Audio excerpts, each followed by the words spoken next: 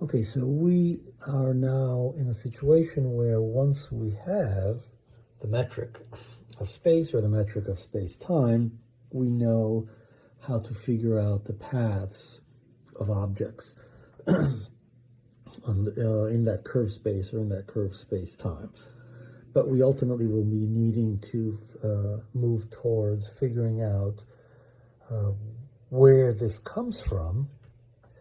And so this is going to come, this is taking us towards the Einstein equation, where we have the relationship between the curvature of space-time and the stuff that curves space and time.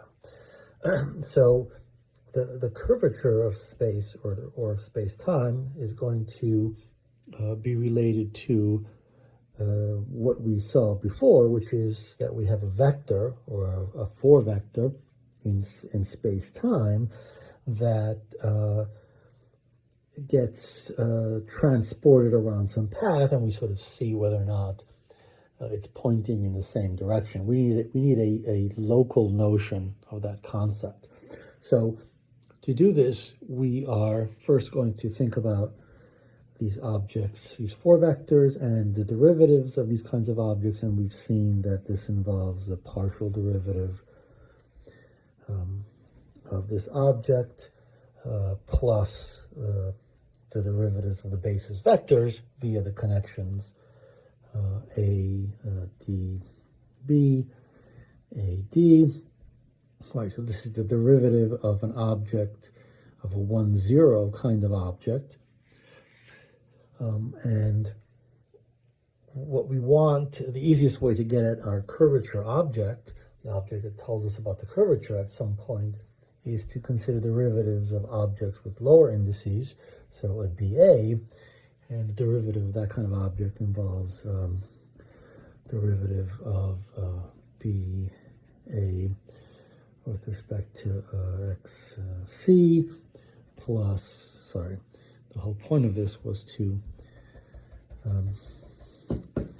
note that there's a minus sign here. Now, we're not going to derive this, but you can go from this kind of object to this kind of object, as we know, via the metric, and that will ultimately affect this sign here. We get a minus gamma B, B, B, A, C. So this is the derivative of an object with a lowered index, the derivative of a 0, 1 kind of tensor. And we can then go and look at, we want derivatives of these kinds of objects, because we want to explore derivatives in different directions. And so we need an object that is, but we're also not going to derive this, but let's call it T A, B, derivative C. So these objects are really AA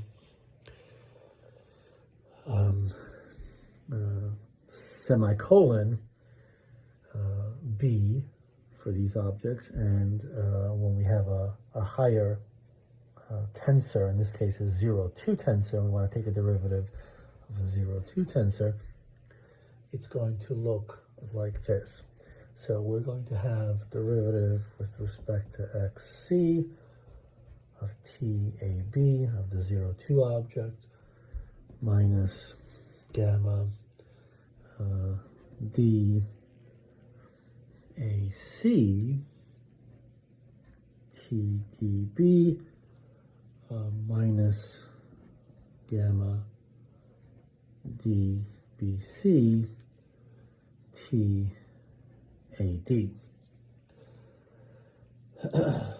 And so our TAB, the TB that we want to consider, is this kind of an object. So it's dBA by dXB minus gamma D AB BD. And so we're going to plug this in to this kind of a thing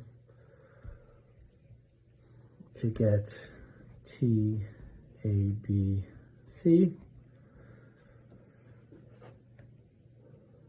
Okay, so this is a second derivative. So we have a derivative XC of a derivative XB of BA minus,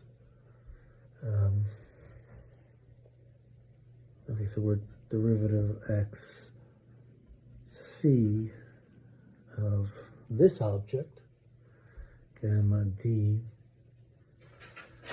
AB, and so we have the BD here.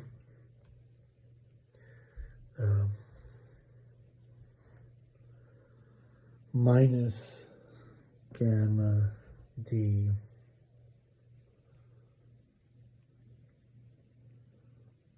AB D by dxc BD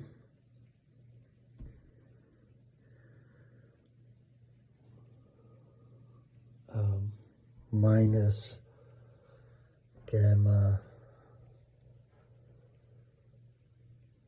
DAC, so I'm trying to apply this object, gamma DAC, DAC, and I'm going to put in here this object, TDB, and then we're going to have to play around with indices a little bit, but here it's D by dx B of BD minus gamma E dB BE plus, rather there's a minus here, minus gamma DBC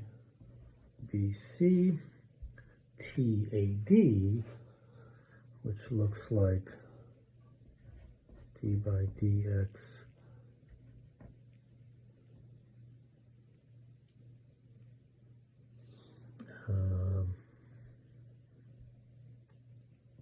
BA minus gamma E BE AD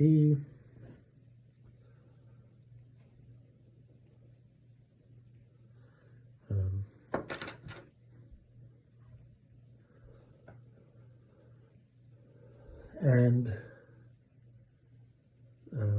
let's see, we want to change the indices here because we want to ultimately pull out the B, and so we want to turn, need a different color here, we want to turn these into the same, sorry, this, this, we want to turn them into D's. So gamma DAC, we want this E to become a D. So we want this and this to be D's, and therefore we want our D's to become E's. So this applies to this, applies to that, and it must apply to this as well. So it applies to that. And over here we want the same thing here, so we want D here and here. And so our E applies to this.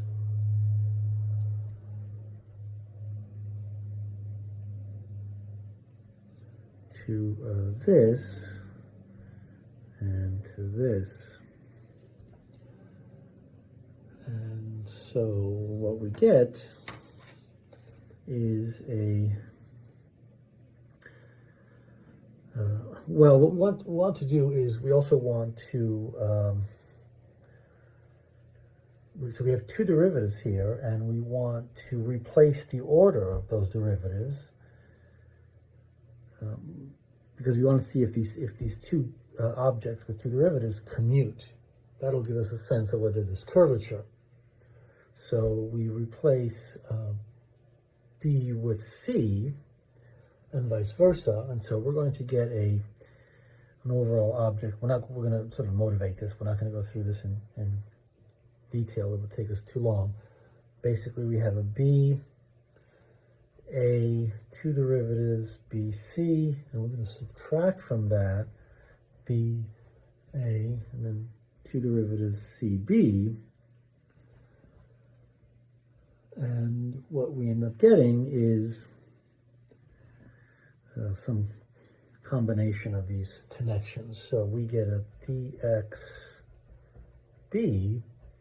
of gamma dAC minus d by dxC of gamma dAB plus gamma EAC gamma dEB minus gamma EAB gamma dEC times this BD that we then were able to isolate. And so this object here is what's referred to as the Riemann tensor, the ABC. So that's the Riemann tensor.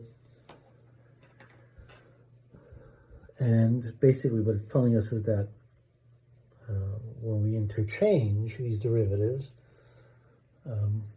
if we can interchange them, we get zero for this object. And so that really gives us a sense of whether or not space or space-time is curved.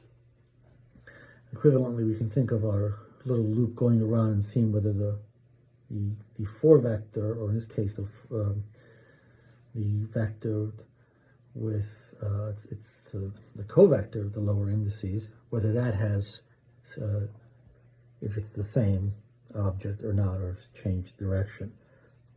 So this is the object we're going to explore, and eventually it will be in our equation that determines our metric.